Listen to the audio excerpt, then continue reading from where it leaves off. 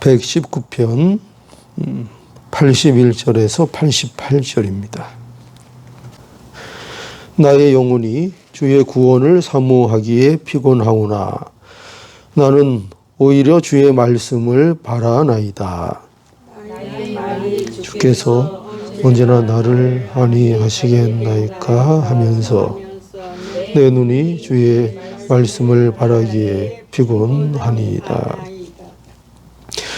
내가 연기 중에 가죽병같이 되었으나 오히려 주의 율례를 잊지 아니하나이다. 주의 종의 날이 얼마나 되나이까. 나를 핍박하는 자를 주께서 언제나 국문하시리까. 주의 법을 좇지 아니하는 교만한 자가 나를 해하려고 웅덩이를 팠나이다. 주의 모든 계명은 신실하나이다. 저희가 무고히 나를 핍박하오니 나를 도우소서. 저희가 나를 세상에서 거의 멸하였으나 나는 주의 법도를 버리지 아니하였사오니 주의 인자심을 따라 나로 소송케 하소서. 그리하시면 주의 입의 증거를 내가 지키리이다. 아멘. 믿음으로 살려고 하는 성도의 어떤 삶의 처절한 모습이 여기 잘 그려져 있습니다. 그런데 이러한 모습이 얼마나 그 아름다운지 모릅니다. 성도의 아름다운 모습은 그저 세상에서 아무 일 없이 안락하고 평안하게 사는 것에서만 성도의 아름다움이 보이는 것이 아니고 때로는 고난이 있고 그 고난이 계속 되어질 때에도 그 고난은 가운데에서 하나님을 더욱더 의지하고 나가는 이 성도의 모습 속에서 참으로 아름다운 성도의 모습을 우리가 보게 됩니다. 그래서 오늘 이 말씀에도 보면 다윗이 그와 같은 모습을 우리에게 보여주고 있습니다. 여기 81절에 보면 함께 볼까요? 81절. 나의 영혼이 주의 구원을 사모하기에 피곤하구나. 나는 오히려 주의 말씀을 바라나이다. 여기에 보니까 다윗은 자신이 구원에 대하여 아주 갈망하고 있다. 이렇게 말하고 있습니다. 어느 정도로 구원에 대하여 갈망하고 있는가 보니까 나의 영혼이 주의 구원을 사모하기에 피곤하구나 이렇게 말하고 있습니다. 그러니까 피곤하다는 거죠. 왜 피곤할까요? 고난이 지속되고 있기 때문이죠. 이제 이 정도면 고난이 그칠까? 이 정도면 밝은 빛이 보일까? 그렇게 생각하게 되는데 그러나 어두움이 계속되고 있고 어떤 고난의 고통이 계속 오랫동안 지속되고 있다는 것입니다.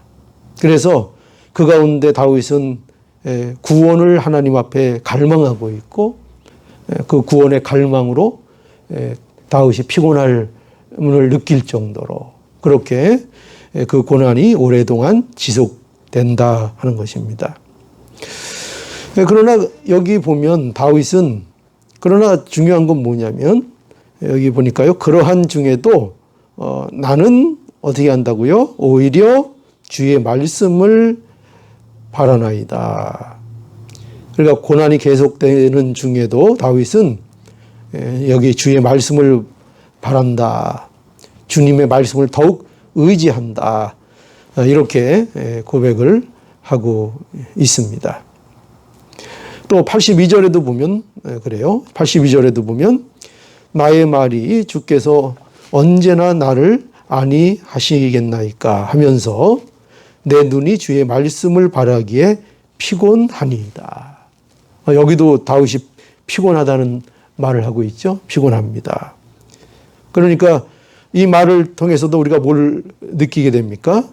고난이 계속되고 있다는 거죠. 그러니까 도대체 주님의 의로는 도대체 언제나 저희에게 있습니까? 지금 다윗이 그렇게 어떻게 보면 하소연하고 있는 거죠. 언제쯤 주님의 위로가 제게 임합니까? 언제쯤 이 고난을 면할 수 있습니까? 얼마나 그 고난이 계속돼서 다윗을 피곤하게 하는가 하면 여기 내 눈이 주의 말씀을 바라기에 피곤하나이다. 이걸 직역하면 말씀을 내가 기다리다가 내가 시력조차 잃을 지경이 되었습니다. 이런 식의 말씀입니다. 그러니까 다윗이 얼마나 이 고난 가운데 고통을 느끼고 있는지 그것을 다윗이 여기 고백하고 있습니다. 83절에도 그렇습니다. 83절에도 내가 연기 중에 가죽병같이 되었으나 오히려 주의 율례를 잊지 아니하나이다.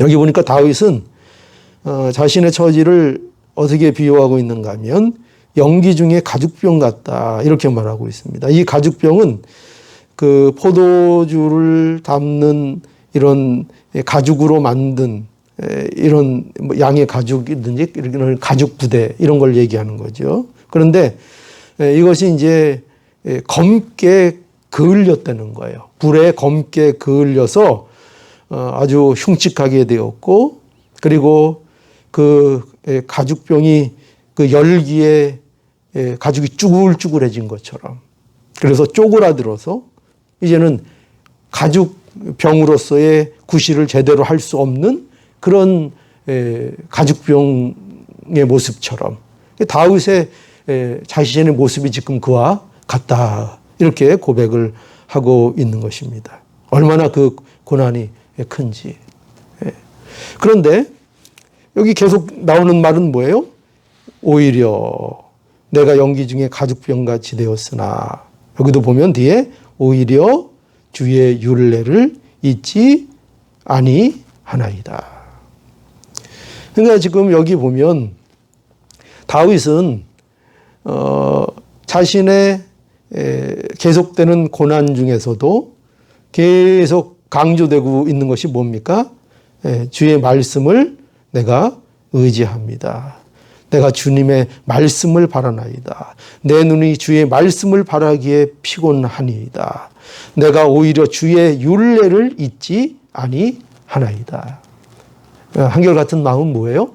고난 중에도 계속 말씀을 내가 붙잡습니다. 내가 말씀을 의지합니다. 이렇게 다윗이 고백하고 있습니다. 이 모습이 참 아름다운 모습입니다. 이게 성도의 모습이죠. 우리가 고난 중에 가장 필요한 것이 뭐냐 할 때 가장 필요한 것이 인내입니다. 고난 당할 때 필요한 것은 인내입니다. 그래서 말씀을 붙잡고 인내로 기다리는 삶을 사는 것이 이 성도의 삶이라고 말할 수 있습니다. 우리 신앙생활에 있어서 가장 필요한 것이 무엇이냐? 우리가 이렇게 물어본다면 우리는 당연코 인내라 이렇게 말할 수 있어야 합니다. 그래서 성도에게 있어서 가장 아름다운 모습, 가장 복받은 모습, 그게 뭐냐? 바로 고난 가운데 인내하는 것입니다. 인내. 그래서 로마서 5장 3절로 4절에 보면 다만 이뿐 아니라 우리가 환난 중에도 즐거워하나니 이는 환난은 인내를, 인내는 연단을, 연단은 소망을 이루는 줄 알미니라. 소망이 이루어진다는 거죠. 우리에게 반드시 소망이 이루어지는데 그 소망이 무슨 과정을 통해서 이루어진다고 합니까? 인내의 과정을 통해서. 그렇죠? 인내. 왜 우리가 환난 중에도 즐거워할 수 있는가? 그것은 우리가 안다는 거죠. 환난은 인내를 만들어내고 인내는 연단을, 연단은 우리의 소망을 이루는 줄 우리가 압니다. 그러니 우리가 인내하는 것, 인내의 과정 없이 열매가 있을 수 없죠. 그래서 인내하는 것만큼 성도에게 복된 것 없고 우리에게 아름다운 것은 없습니다. 그러니까 반드시 우리 신앙생활 가운데에는 인내라는 게 항상 있어야 됩니다. 그래서 내가 인내할 것이 없다. 그건 신앙생활이 정상적이지 않은 거예요. 항상 내게 인내할 것이 생기고 내가 인내해야 되겠구나라는 인내의 필요성을 느끼고 있다면, 그리고 실제로 인내하고 있다면 그것은 굉장히 하나님 앞에 건전하고 바른 신앙생활로 나아가고 있다는 것을 우리가 알 수 있습니다. 그래서 인내가 중요합니다. 그 야고보서 5장 11절에도 보면은요, 보라, 인내하는 자를 우리가 복되다 하나니. 누구를 복되다고 한다고요? 인내하는 자가 복되대요. 너희가 욥의 인내를 들었고, 욥이 얼마나 인내했습니까? 그 어려운, 정말 말할 수 없는 고통, 그죠? 자녀들이 막 몰살을 당하고 하는 이 얼마나 세상에서 이거보다 더 고통스러운 일이 어디 있겠습니까? 이거보다 더 큰 고난이 어디 있겠습니까? 그런데 욥은 그 고난과 고통 속에서도 인내했습니다. 욥의 인내를 들었고 주께서 주신 결말을 보았거니와 주는 가장 자비하시고 긍휼히 여기시는 자시니라. 또 우리 시편 1장 1절로 2절에 보면 거기 복 있는 사람에 대해서 얘기하고 있는데, 복 있는 사람은 악인의 꾀를 좇지 아니하며 죄인의 길에 서지 아니하며 오만한 자의 자리에 앉지 아니하고 오직 여호와의 율법을 즐거워하여 그 율법을 주야로 묵상하는 자로다. 이게 복 있는 사람이죠. 그런데 보세요. 이 복 있는 사람에 대해서 여러 가지로 말씀하고 있지만 이러한 내용 속에 포함되어 있는 아주 중요한 요소가 뭐냐면 바로 인내라는 것입니다. 인내. 어떻게 우리가 악인의 꾀를 좇지 아니하고 죄인의 길에 서지 아니하고 오만한 자의 자리에 앉지 않을 수 있는가? 이게 다 인내라는 거예요. 그죠? 왜죠? 우리의 본성은 어디를 자꾸 쫓아가고 싶어요? 악인의 꾀에 혹하기 쉽고 죄인의 길에 서기 쉽고 오만한 자리에 앉기 쉬운 것이 우리의 마음이고 우리의 본성에 맞는 건데, 그런데 그것들을 절제하고 그것을 인내로서 이겨내는 거죠. 인내가 없으면 어떻게 해요? 따라가야 되죠. 그런데 인내로 인하여 이 모든 것들을 우리가 또 이겨내는 겁니다. 그러니까 인내가 필요하죠. 오직 여호와의 율법을 즐거워하며 그 율법을 주야로 묵상하는 것도 거기에도 뭐가 필요할까요? 거기에도 인내가 필요합니다. 인내 없이 되어지는 것은 아무것도 없어요. 그리고 제가 보다가 보니까 놀라운 게 뭐냐면요, 그 사랑에도 인내더라고요. 사랑이 전부 다 인내더라고요. 사랑. 고린도전서 13장 4절로 7절 잘 들어보세요. 사랑은 오래 참고 사랑은 온유하며 투기하는 자가 되지 아니하며 사랑은 자랑하지 아니하며 교만하지 아니하며 무례히 행치 아니하며 자기의 유익을 굳지 아니하며 성내지 아니하며 악한 것을 생각지 아니하며 불의를 기뻐하지 아니하며 진리와 함께 기뻐하고 모든 것을 참으며 모든 것을 믿으며 모든 것을 바라며 모든 것을 견디느니라. 이게 사랑이라는 거예요. 그러니까 제가 놀라운 걸 발견했어요. 그러니까 사랑을 한마디로 압축하니까 인내가 나오더라고요. 인내가. 그러니까 사랑한다고 하면서 인내하지 않는다? 이거는 말이 안 되는 거예요. 사랑에는 반드시 인내, 참고 견디는 것이 사랑의 요소지, 전혀 참지 못하고 견디지 못하고 참아주지 못하고 내가 마음에 드는 것 내가 감내하지 않으면서 내가 누구를 사랑한다. 그것은 어폐가 있다는 거죠. 그건 진정한 사랑이라고, 성경에서 말하는 사랑이라고는 할 수 없는 거죠. 인내하지 않고 자기 마음대로 하면서 사랑이라고 하는 것은 그 사랑은 자기 욕망에 불과하죠. 자기 욕망에 불과한 겁니다. 그냥 자기 하고 싶은 거 하고 싶은 거지 그것을 사랑이라고 하는 게 아닙니다. 그러니까 사랑에도 인내가 필요하다. 그래서 우리는 항상 인내가 우리 성도에게 있어서 얼마나 중요한 신앙의 내용인지를 분명히 알아야 합니다. 자, 우리가 고난 중에 있을 때 뭐가 가장 중요하다고요? 인내가 중요합니다. 고난이 계속될 때에도 우리는 인내해야 합니다. 인내하고 인내함으로 말씀을 붙잡고 나아가면 하나님께서 우리에게 또한 좋은 결과를 우리에게 주신다 하는 겁니다. 자, 그래서 다윗은 인내하며 말씀을 의지하며 그리고 이제 결국은 어디로 나가죠? 그 결국은 항상 도달하는 결국이 있습니다. 뭐냐면 이 고난의 문제를 가지고 결국 어디로 나가는가? 기도하게 되는 거죠. 그래서 고난의 문제를 당할 때에 성도들은 항상 그 결과가 뭐냐 할 때 기도의 자리로 나아가는 것으로 결말되어야 그것이 참으로 복된 것이라 하는 것을 알아야 합니다. 자, 그래서 여기 보니까 다윗이 기도하지요. 84절에 볼까요? 주의 종의 날이 얼마나 되나이까? 나를 핍박하는 자를 주께서 언제나 국문하시리까? 그러니까 다윗은 하나님께 그 핍박하는 자들을 심판해 주실 것을 기도하고 있는 거죠. 그죠? 빨리 심판해 주옵소서, 공의를 나타내 주시옵소서 이렇게 기도하고 있고, 또 85절에 주의 법을 좇지 아니하는 교만한 자가 나를 해하려고 웅덩이를 판나이다. 교만한 자의 핍박이 있다는 거죠. 교만한 자는 누구예요?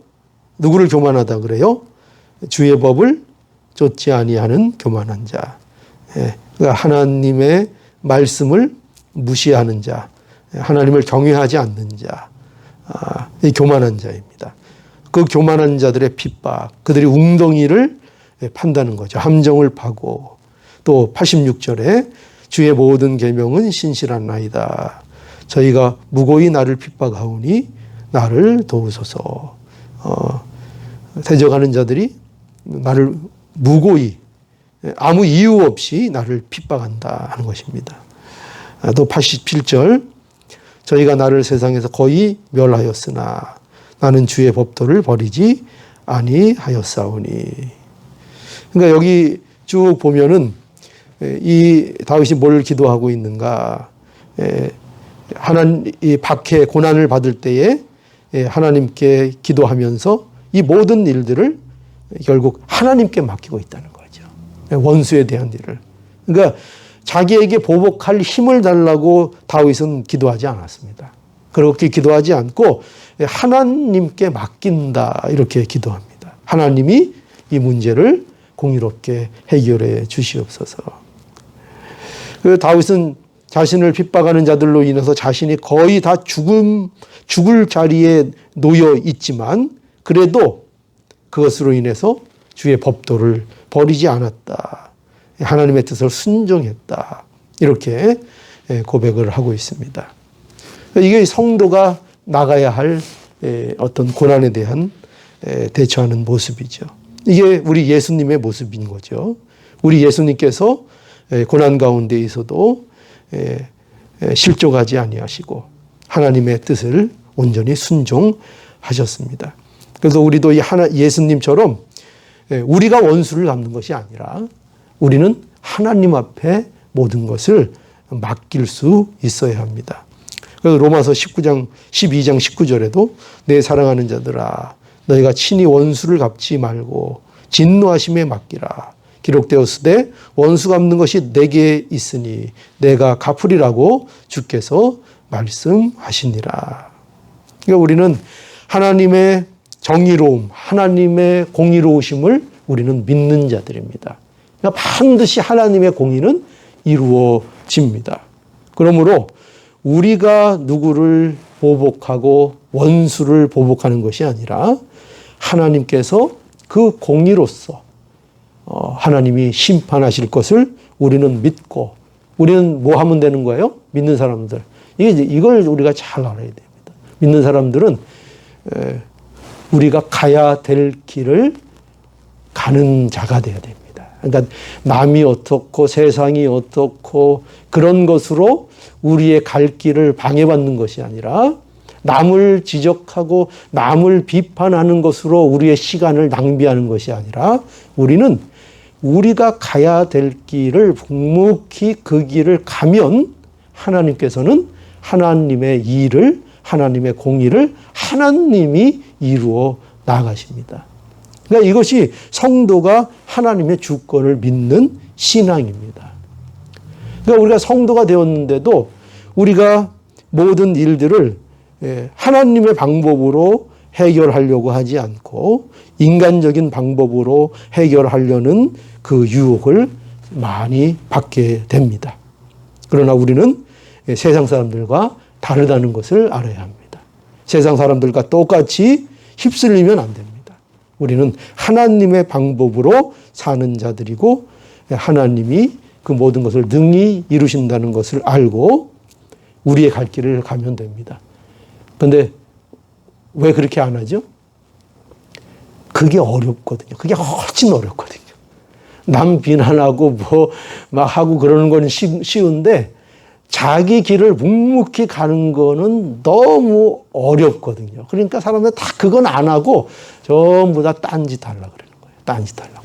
그러나 우리는 분명히 알아서 우리의 갈 길을 가면 하나님이 그 안에서 해결해 주신다는 걸 우리가 알아야 합니다. 자, 88절 마지막으로 읽죠. 함께 읽어볼까요? 시작. 주의 인자하심을 따라 나로 소송케 하소서. 그리하시면 주의 입의 증거를 내가 지키리이다. 예. 여기 보니까 우리가 의지할 것은 뭐냐 할 때 주의 인자하심이라 이렇게 말하고 있습니다. 뭐로 우리를 살려달라고 하죠? 주의 인자하심을 따라. 그죠? 주의 인자하심을 따라. 저를 보고 살려주세요. 이렇게 안 합니다. 다윗은 제 의를 보고 저를 살려주세요. 제가 한 일 보고 저를 살려주세요. 이렇게 말하고 있지 않고, 다윗은 주의 인자하심을 따라 나를 살려주세요. 이렇게 기도하고 있다는 것입니다. 주의 인자하심으로 우리를 모든 고난 가운데 우리를 새롭게 해 주신다는 겁니다. 이게 살려주시는 겁니다. 우리가 왜 고난 중에, 고난이 왜 우리에게 유익이 되는가? 고난을 통해서 하나님께서는 우리를 새롭게 만들어 주십니다. 우리의 마음을 새롭게 해 주십니다. 이것을 우리에게 이루어 가시는 줄 알고 주의 인자하심으로 오늘도 우리를 새롭게 해 주옵소서. 이렇게 기도하시는 우리의 모습이 될 수 있기를 간절히 바랍니다. 예.